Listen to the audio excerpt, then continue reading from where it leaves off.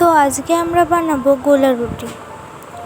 তো গোলা রুটি বানাতে লাগছে, তো এখানে আমরা পেঁয়াজ কুচি, লঙ্কা কুচি আর দুটো ডিম নিয়ে নিয়েছি, আর নিয়েছি এখানে পরিমাণ মতন ময়দা।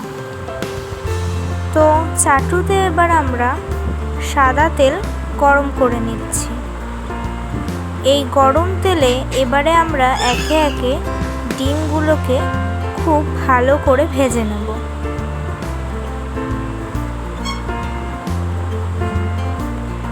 তো আমরা এখানে দুটো ডিমই দিয়ে দিয়েছি, আপনারা চাইলে বেশি দিতে পারেন। ডিমগুলোকে আমরা বেশ লাল লাল করে ভেজে নিয়েছি এপিট ওপিট করে, আর আমরা একটু খুন্তির সাহায্যে ডিমগুলোকে ভেঙেও দিচ্ছি।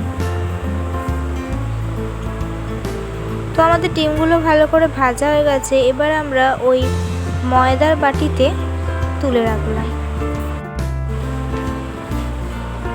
তো এরপর আমরা এর মধ্যে একে একে পেঁয়াজ কুচি আর লঙ্কা কুচিটাকেও দিয়ে দিলাম।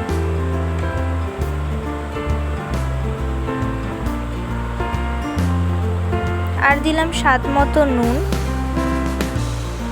পরিমাণ মতন গোলমরিচের গুঁড়ো,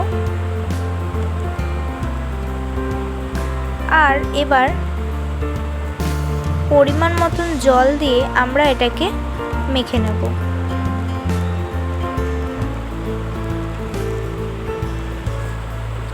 যেহেতু এটা একটু পাতলা হবে, তাই জলটা কিন্তু একটু বেশি পরিমাণেই লাগবে। তো দেখতেই পাচ্ছেন আপনারা যে আমি এটা ভালো করে মেখে নিচ্ছি।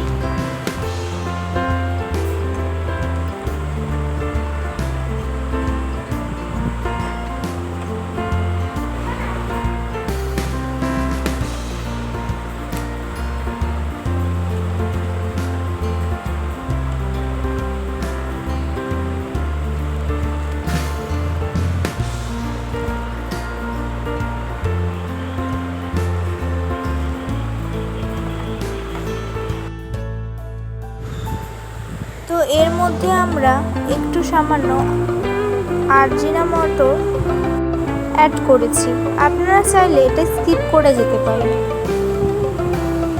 তো আমরা বেশ ভালো করে মাখার পর এখানে চাটুতে সাদা তেল গরম করে নিচ্ছি।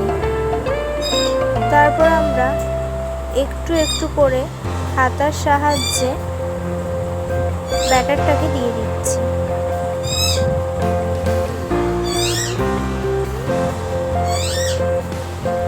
দেখতেই পাচ্ছেন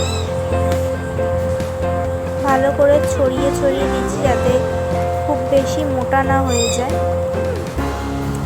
তো তারপর একদিকটা লাল হয়ে ভাজার পর আমরা অপর দিকটাও সেভাবে ভেজে নেব।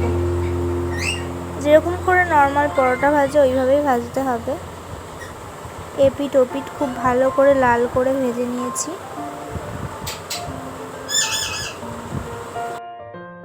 তো এটা ভাজা হয়ে গেছে, এবার আমরা এটাকে গরম গরম পরিবেশন করব। তো দেখতেই পাচ্ছেন আমাদের গোলা রুটি রেডি। আপনারাও কিন্তু এরকম গরম গরম পরিবেশন করবেন।